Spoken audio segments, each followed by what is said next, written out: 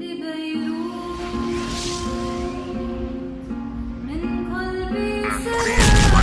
news from Lebanon. The capital, Beirut, has been hit by a massive explosion.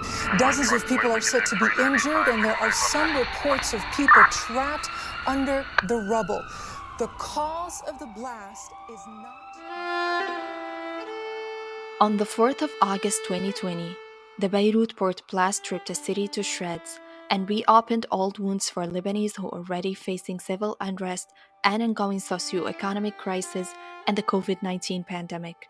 The blast resulted in more than 200 fatalities and 6,500 injuries. Sadly, 2 Canadian citizens were among those who lost their lives in this tragedy.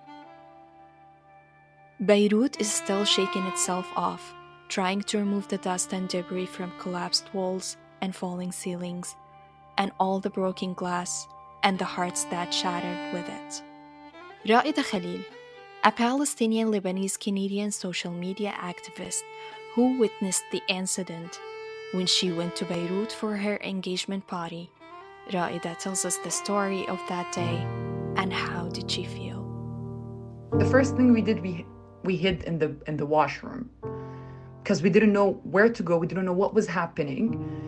And then my mom told me, we sat in the washroom for 1 minute, and then she told me, let's go to the lobby because the washroom is all glass. We don't want any other hit to happen. To be honest, I thought that Israel was bombing Lebanon because it happened with Lebanon 2 times before.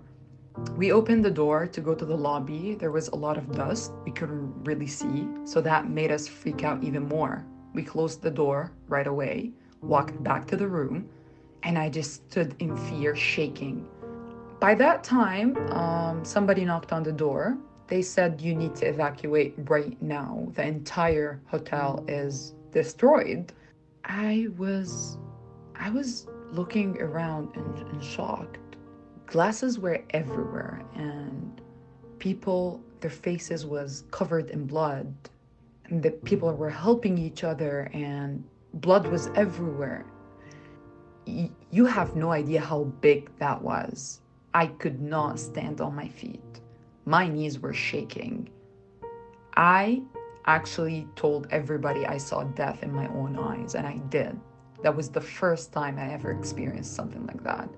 Something so scary and traumatizing, and you feel all kind of emotions. I couldn't sleep that night.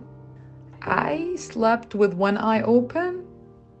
It's still kind of traumatizing. I do feel like my heart beats so fast when I talk about it. I zone out. I go back to that time. I see it right in front of me.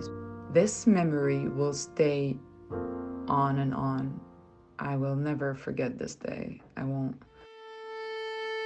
After the blast, the maple leaf hugged the cedar tree. The Londoner Member of Parliament Peter Frigaskaros, who participated in the London downtown rally to stand in solidarity with the blast victims, explains how the Canadian government took a stand with Lebanon. Well, we focused on humanitarian assistance. The view that the government of Canada took at the time was that the scale of the devastation that had resulted from the explosion was such that we needed to focus on the very basics to help people rebuild their lives. That's why we have, as a government, contributed $30 million to Lebanon to help with things like food, water, shelter, and other basic needs. And we'll continue to support the immediate needs of the Lebanese people that have been impacted.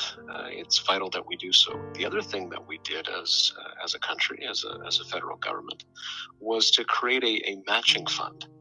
So what you would have is Canadians donating and the Canadian government matching those donations up to a maximum of $8 million. And that's exactly what's happened.